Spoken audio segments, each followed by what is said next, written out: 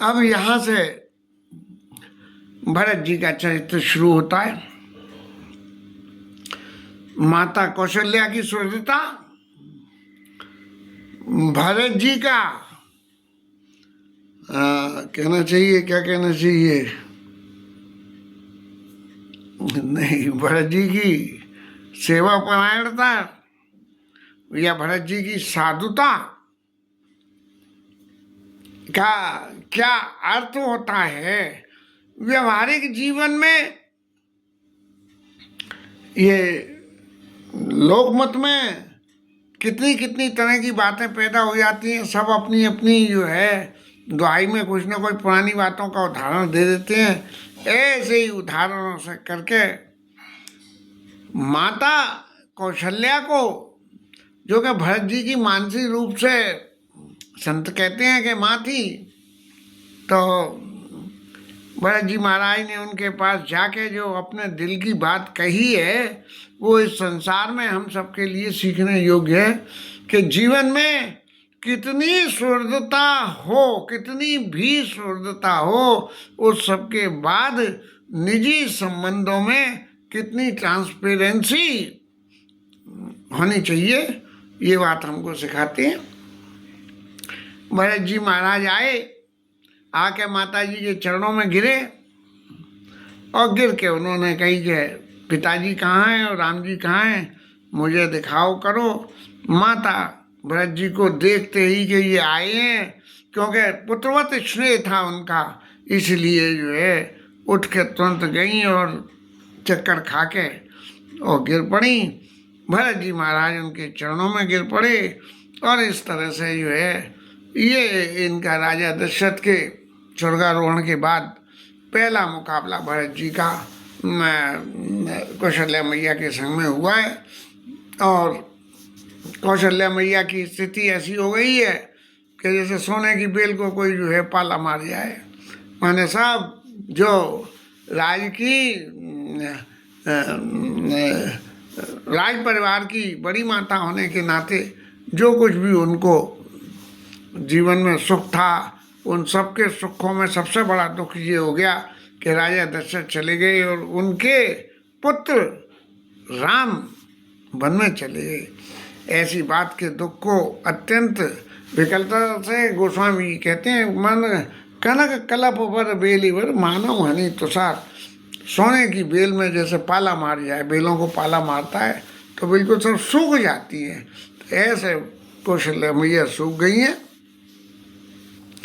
और फिर जो है भरत जी महाराज ने जो है माता जी को ये समझाने के लिए कि माँ इसमें मेरा जरा भी सहयोग नहीं है, ये बात बताने के लिए इतनी ममता भरी माँ के सामने भी भरत जी महाराज को कितनी दुहाई देनी पड़ी है कि भरत जी माता जी से ये कह रहे हैं, कोटि भुवन मोई सरिस अभागी, गति अस तोर मातु अस नहीं लागी। अरे माता जी, मैं आपसे क्या कहूँ, इस लोक में लोग क्या त्रिभुवन में, माने पृथ्वी धरती और आकाश में, ये मेरे समान, पृथ्वी पाताल और आकाश में मेरे समान कौन ऐसा अभागा होगा कि ऐसा पुत्र जिसकी वजह से उसकी माँ को वैधव्य जीवन का दुख देखना पड़ रहा है। और फिर भरत जी अपनी बातों को सतत रूप से लगातार कह रहे हैं कि कुल कलंक मोहि सृजयो विधाता, इस कुल के लिए मेरे को कलंक बना के ही विधाता ने पैदा किया। मैंने अपने आप को, आदमी जनरली क्या होता है कि जब सफाई देनी होती है तो सफाई ऐसे देता है, भाई देखो मैंने तो कुछ किया नहीं है, माता जी मैं आपको कैसे विश्वास दिलाऊं कि इसमें मेरा किंचित भी नहीं है। लेकिन भरत जी महाराज क्या कह रहे हैं, बोले सब कुछ दोष मेरा ही है कि मेरे को ऐसा विधाता ने जन्म दिया कि मैं इस परिवार के लिए कलंक हो गया। राजा चले गए, राम जी वन में चले गए, सब मेरी वजह से ही हुआ और मेरी स्थिति इतनी हो गई कि बांस के वन के लिए मैं आग के समान हो गया। जब बांस के वन में आग लग जाती है तो बिल्कुल कोई बांस बचता नहीं है, सब राख हो जाते हैं। धीरे धीरे करके बांस जलता है और सब जल जाता है। जब माता ने भरत जी के मन में पैदा हुई इतनी ग्लानि को देखा तो तुरंत उठ के भरत जी को हृदय से लगा लिया। अब जब चित्त में निर्मलता होती है, चित्त में कोई कपट नहीं होता है, और भरत जी ने ऐसी बात कही तो इतनी बातों को कहने के बाद माता को भी जो भरत जी के प्रति स्नेह था उसका दर्शन कराते हुए माता ने ये कहा कि ये सब जो है दोष तुम्हारी वजह से नहीं है। भा मोई सब विधि काहुई दोष देव जनि ताता, और भा मोई सब विधि भाम विधाता।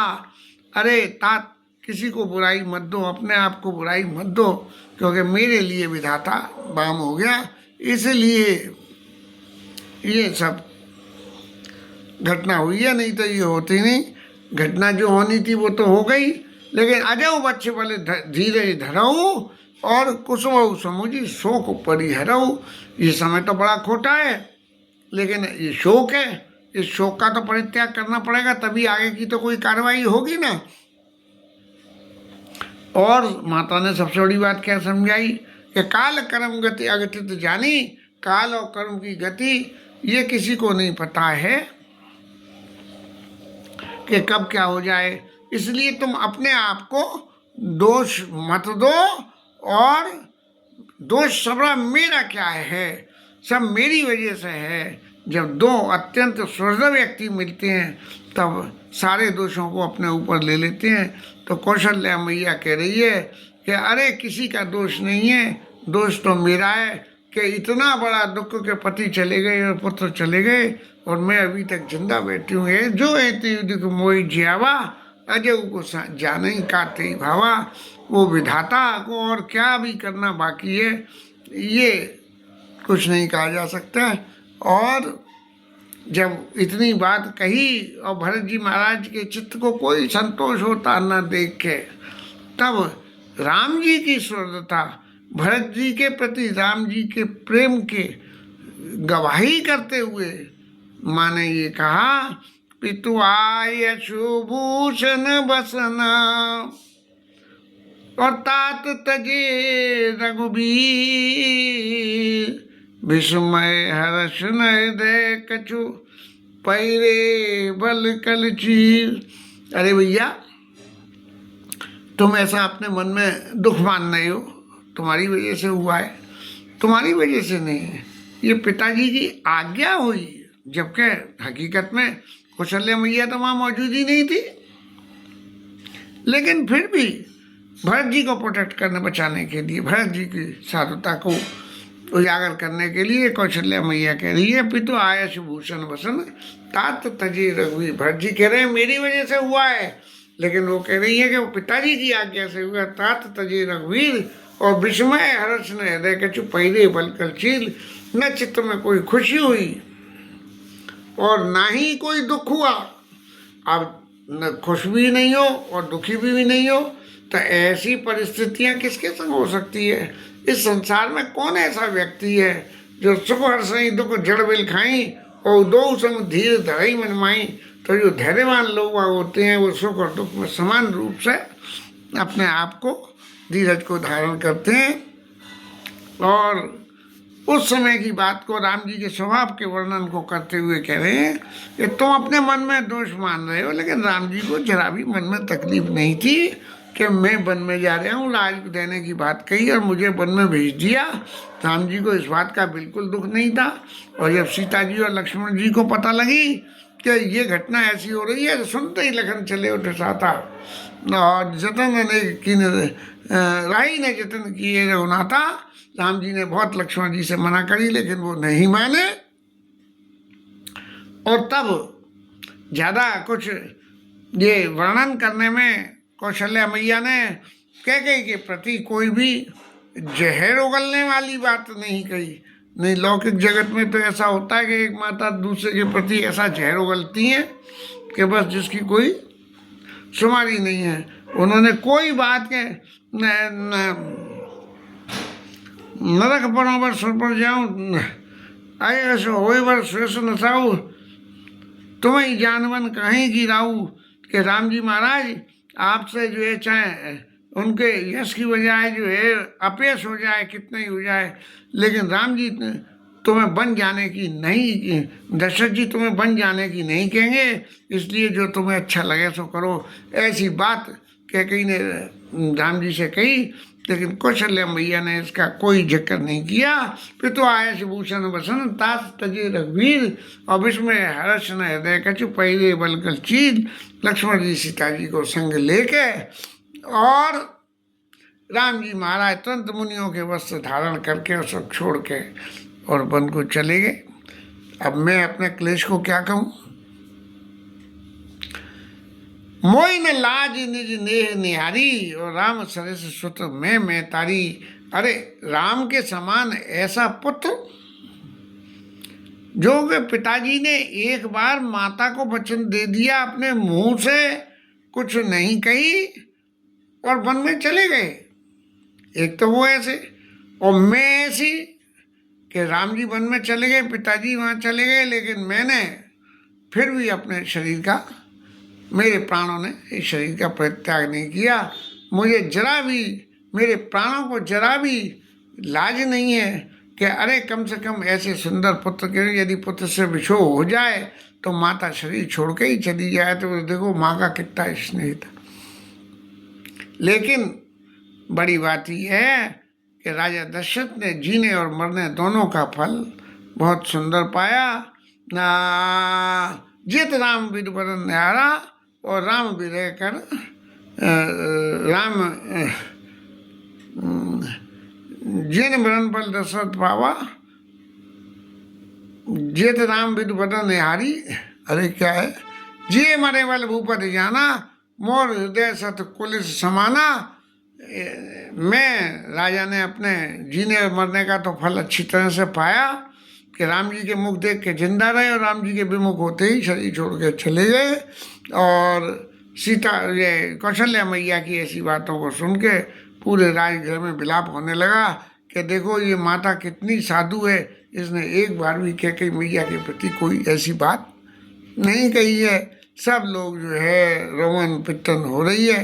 भरत जी महाराज ने देखा कि मैं कुछ बोलने काबिल तो नहीं हूँ, लेकिन अब सब लोगों के सामने इनका संतोष कराने के लिए मुझे कुछ बोलना पड़ेगा।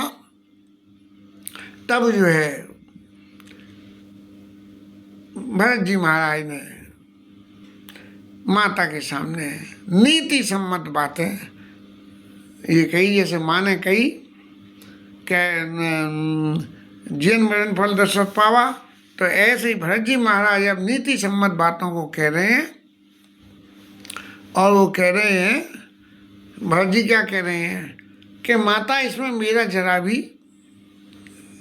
सम्मति मेरी नहीं है। सब लोगों के सामने समाज में ये कह रहे हैं कि मेरी जरा भी सम्मति नहीं है, और यदि मेरी जरा भी इसमें सम्मति हो तो उसके बारे में मैं स्पष्टीकरण ये देना चाहता हूँ कि माता जे अगमातो पिता सुर मारे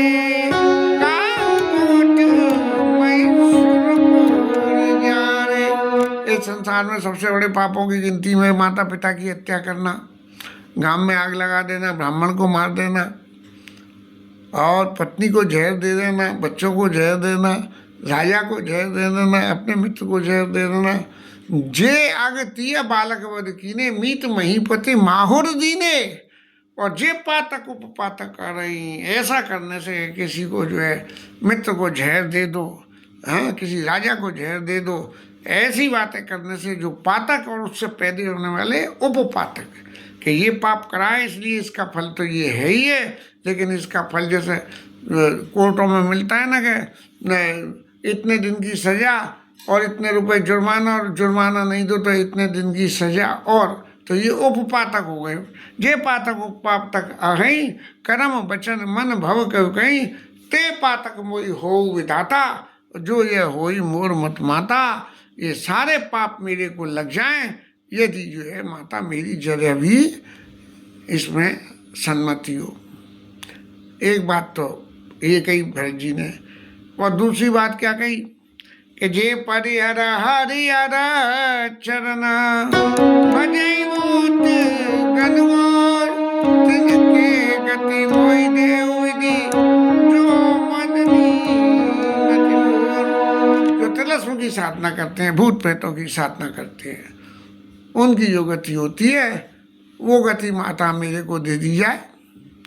और जो वेदों को बेचते हैं, धर्म को बेच देते हैं, दूसरों की बुराई पाप करते हैं, कुटिल हैं, कलह प्रिय हैं और वेद विदूषक विश्व विरोधी, वेदों का जो है उपहास करने वाले हैं, विदूषक हैं, लोभी हैं, लोलुप हैं, जेता कहीं पर धन पर दारा, दूसरों का धन और दूसरों की स्त्री के ऊपर में अपनी नज़र रखते हैं। अरे माता मुझे इनकी गति मिले यदि जो इसमें मेरी जरा भी सम्मति हो। ऐसी बात भरत जी को माता कौशल्या के सामने कहनी पड़ी। क्यों कहनी पड़ी? क्योंकि जीवन में हम कितने भी सच्चे हों, हर असच के लिए हमें कुछ न कुछ सबूत इकट्ठा करके रखना पड़ता है, और बिना सबूत के सांसारिक लौकिक रीति में बातें समझ में नहीं आती हैं। भरत जी महाराज बराबर सारे संसार के पातक उपपातक जो भी कुछ हो सकते हैं उन सबका समावेश करके और ये कहते हैं कि यदि इसमें मेरी किंचित भी मति हो तो तिनके गति मोई शंकर देव जननी जो जिया जाना देव। अरे माता, ये पाप करने का फल मिलना तो एक बात है, लेकिन यदि मैं इसके भेद को भी जानता हूँ कि मेरा नाम लेकर ये इस तरह की लीला क्यों रची गई, तो ये सारे जो ऊपर बताए हुए पाप हैं ये शंकर जी महाराज, शंकर जी सत्य स्वरूप है, शंकर जी महाराज जो है मुझे उन सब की गति दे दें। अब माता कौशल्या ने जब इतनी दीनता की बातें भरत जी की सुनी, तब माता का, हालांकि कौशल्या मैया ने कभी भी जीवन में किसी भी परिस्थिति में विवेक को नहीं छोड़ा, तो उन्होंने ऐसा नहीं करा कि भरत जी आए तो आके उनको जो है नेगलेक्ट कर दें